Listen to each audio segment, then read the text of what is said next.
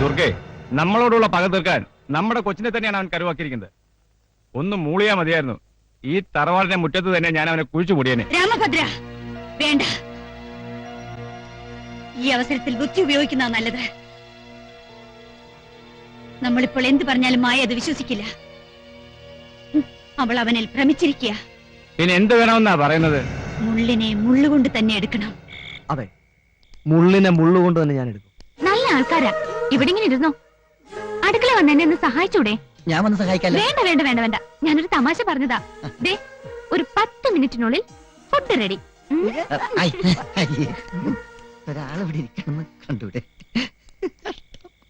എടാ, ഞാനൊരു കാര്യം ആലോചിക്കാം. എന്ത് കാര്യം? ഞാനിവിടെ കിട്ടിയാലോ? എടാ, എന്റെ പെങ്ങള് ഇന്ന് ആ വീട്ടിലെ മരുമകളാ.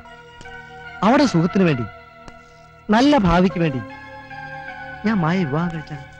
അതിന് മായ വിവാഹം കഴിച്ച ഈ ഗായത്രിയുടെ ഭാവി അതെങ്ങനെ? എടാ, രാമൻകുട്ടിയുടെ പെങ്ങളാണ് ഗായത്രി എന്ന് എന്നെങ്കിലും ദുർഗാദേവി അറിഞ്ഞാൽ എന്റെ പെങ്ങളെ അവർ വെച്ചു ഉറപ്പിക്കോടാ. മാത്രമല്ല, നഷ്ടപ്പെട്ട നമ്മുടെ തറവാട് തിരിച്ചു പിടിക്കണ്ടടാ. എങ്കിലും ഇനി ഒന്നും ആലോചിക്കാനില്ല. മുതലാളിയും മായയും തമ്മിലുള്ള കല്യാണം ഒരു കാരണവരുടെ സ്ഥാനത്ത് നിന്ന് ഈ ചിയാമി നടത്തി തരുന്നു. ദുർഗയുടെ അഹങ്കാരം അവസാനിപ്പിക്കാൻ ഒറ്റ പോംവഴിയേ ഉള്ളൂ. അതെന്ത് പോകാൻ വഴി? നമ്മളൊരു കളി കളിക്കുന്നു.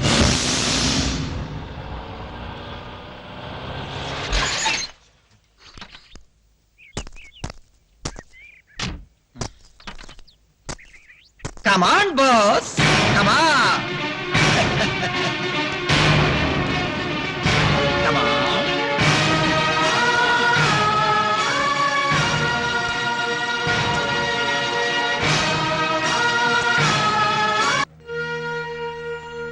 അമ്മായി, ദാ എന്റെ അനിയത്തി വിവാഹം കഴിഞ്ഞ് ആദ്യമായി ഭർത്താവിനോടൊപ്പം ഈ തറവാട്ടിലേക്ക് കയറി വന്നിരിക്കുക. നിലവിളക്കെടുത്ത് അവരെ ഐശ്വര്യമായിട്ട് അകത്തേക്ക് സ്വീകരിക്കൂ.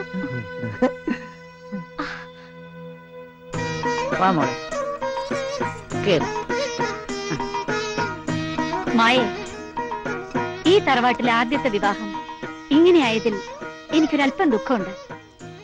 സാരമില്ല, ഇഷ്ടപ്പെട്ട പുരുഷനെ തന്നെ നിനക്ക് കിട്ടിയില്ലേ? ഭാഗ്യവതിയാ നീ. രാമൻകുട്ടി എന്നും നല്ലൊരു ഭർത്താവായിരിക്കും, അല്ലേ രാമൻകുട്ടി? അയ്യോ, പിന്നെ ചേച്ചി അതിഭാഗ്യവതിയല്ലേ? എത്ര നല്ല അന്യനാ കിട്ടിയിരിക്കുന്നത്. അപ്പോ ഇപ്പൊ തന്നെ ഒരുപാട് ലേറ്റ് ആണ്. ഈ ഫുഡിനുള്ള അറേഞ്ച്മെന്റ് ചെയ്യണ്ടേ? സെക്രട്ടറി, രാത്രി കിടക്കുന്നതിന് മുമ്പ് തന്നെ നാളത്തെ പ്രോഗ്രാംസ് എല്ലാം സ്റ്റാർട്ട് ചെയ്യണം. Okay okay. Excuse me, sorry, A C ഇല്ല ഇവിടെ? ബോസിന് എ സി കിടന്നാലേ ഉറക്കം വരുള്ളൂ. പിന്നെ കുളിക്കാൻ ഹോട്ട് വാട്ടർ വേണം, കുടിക്കാൻ കൂൾ ഡ്രിങ്ക്സ് വേണം, നീന്തി കുളിക്കാൻ സ്വിമ്മിംഗ് പൂള് വേണം. പിന്നെ ബോസിന്റെ എല്ലാ കാര്യങ്ങളും നോക്കുന്നത് ഈ ചിയാമിയായിരിക്കും. പിന്നെ ബോസ് കഴിക്കുന്ന ഫുഡ് വരെ ഞാൻ ടേസ്റ്റ് ചെയ്തിട്ട് കൊടുക്കാവൂ, ഇല്ലേ boss? Of course. Where is kitchen? മായേ, രാമൻകുട്ടിയോട് എനിക്കല്പം തനിച്ച് സംസാരിക്കണം. ഓ, അതെന്താ ചേച്ചി? ചേച്ചിക്ക് എന്നോട് എപ്പോ വേണമെങ്കിൽ സംസാരിക്കാമല്ലോ, അല്ലേ മയേ? സോപ്പിട്ട് നീ നന്നായിട്ട് പതപ്പിച്ചോടാ. അധികകാലം നീ പതപ്പിക്കുകയല്ല. ആവശ്യമുള്ള പണം നിനക്ക് എഴുതിയെടുക്കാം. പക്ഷെ ഒന്നേ വേണ്ടു, മായയുടെ ജീവിതത്തിൽ നിന്ന് എന്നേക്കുമായി നീ മാറിത്തരണം. അതെങ്ങനെയാ ചേച്ചി? അവളിപ്പോ എന്റെ ഭാര്യയല്ലേ? ഒരു ഭർത്താവിന് എങ്ങനെയാ ഭാര്യ ഉപേക്ഷിക്കാൻ പറ്റുന്നത്?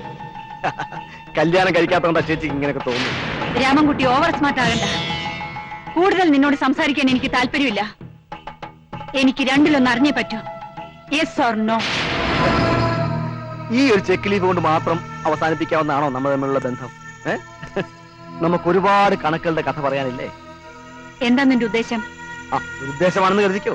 ഈ പുത്തൂരും തറവാട്ടിൽ നിന്റെ ഉദ്ദേശങ്ങളൊന്നും നടക്കാൻ പോകുന്നില്ല. ഉടനെ ഇവിടുന്ന് ഇറങ്ങി തന്നേ പറ്റൂ. അതെങ്ങനെ സാധിക്കാനാ?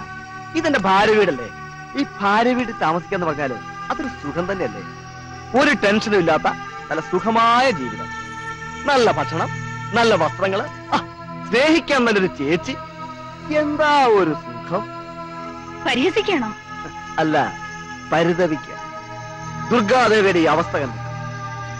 ഇപ്പോ ആർക്കാരുടെ മുമ്പിൽ യാചിക്കേണ്ടി വന്നു? നിങ്ങൾ ഇനിയും എന്റെ കാൽച്ചുവട്ട് വരും. എല്ലാം തുടങ്ങാൻ പോകുന്നേ ഉള്ളൂ. വേണ്ട, ആണുങ്ങളുടെ കൈയുടെ കരുത്ത് നീ ഇതുവരെ കണ്ടിട്ടില്ല. ആണും പെണ്ണും കെട്ടവന്മാരെ കണ്ടിട്ടുണ്ട്. നിൽക്കവിടെ. പറയുന്ന അനുസരിക്കുന്നതാണ് നിനക്ക് നല്ലത്.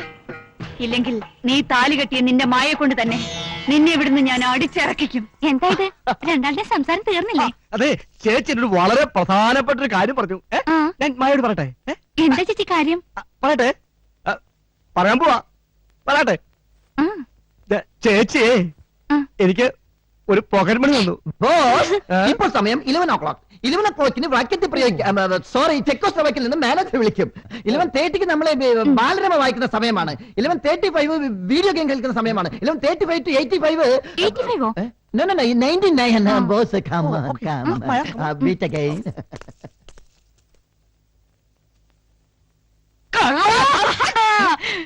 ഇനി ഞാൻ അളിയാന്ന് വിളിക്കൂല, അണ്ണാന്നേ വിളിക്കൂ. ഇത്രയൊക്കെ ചെയ്യാൻ എവിടെ ധൈര്യം കിട്ടി? കള്ള, എന്റെ പെങ്ങളെ വളച്ചെടുത്തല്ലേ?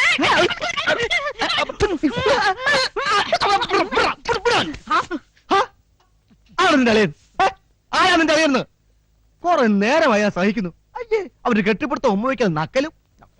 എടാ, ഞാൻ നിന്റെ ആരാ? ഭാര്യയുടെ ആങ്ങള. ഭാര്യയുടെ ആങ്ങളെയോ? ഞാൻ നിന്റെ മൂത്ത പെങ്ങളെ ഭർത്താവാ, മനസ്സിലായോ? അതായത് അച്ഛനില്ലാത്ത നിനക്ക് അച്ഛന് തുല്യമാ, മനസ്സിലായോ? മനസ്സിലായി. അപ്പൊ നീ എന്നെ എന്താ വിളിക്കേണ്ടത്? അച്ഛാന്ന്. എടാ, ഇന്നു മുതല് ഈ വീട്ടിലെ കാരണവർ ഞാനാ, മനസ്സിലായോ? അതായത് ഈ വീട്ടിലെ ഏറ്റവും മൂത്ത മരുമകൻ.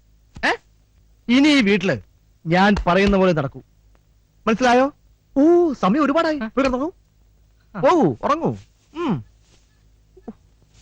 അച്ഛാ,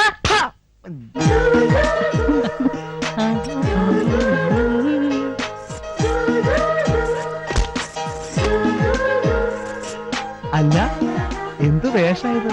എങ്ങനെയുണ്ട്? കൊള്ളാമോ? മുറ്റത്തേക്ക് ഇറങ്ങി നിന്നാല് വീടിന് കണ്ണ് കിട്ടും. കളിയാക്കണ്ട. എന്തായത്? പാല്. ഓ, ഡെയിലി പാല് കുടിക്കൂ. അതാ ഇങ്ങനെ ഗുണ്ടായിട്ടിരിക്കുന്നത്. അയ്യോ, എനിക്കല്ല, പിന്നെ? രാമേട്ടനാ. എനിക്കോ? ഇന്ന് നമ്മുടെ ആദ്യ രാത്രിയല്ലേ? അയ്യോ, ഓർമ്മിപ്പിച്ച് നന്നായി. ഇല്ലെങ്കിൽ വ്രതം തെറ്റിയനെ. വ്രതോ? പിന്നെ കല്യാണത്തിന് ശേഷം 41 ദിവസം വ്രതം എടുത്തോളാന്ന് വഴിപാട് നേർന്നിരിക്കല്ലേ? എന്തിന്? നമുക്കുണ്ടാകുന്ന കുട്ടികള് ബധിരരോ മൂകരോ ഒന്നും ആകാതിരിക്കാൻ വേണ്ടി. അതുകൊണ്ട് പാല്, മുട്ട, ഇറച്ചി, മീന്, പിന്നെ സ്ത്രീ സമാഗമം ഒന്നും പാടില്ല. നമ്മുടെ ഫസ്റ്റ് നൈറ്റ്? അതൊക്കെ 41 ദിവസം കഴിഞ്ഞ് എല്ലാം നല്ലതിന് വേണ്ടിട്ടല്ലേ. എനിക്ക് ഗുഡ് നൈറ്റ്. ഞാനിവിടെ മാറിക്കിടന്നോളാം.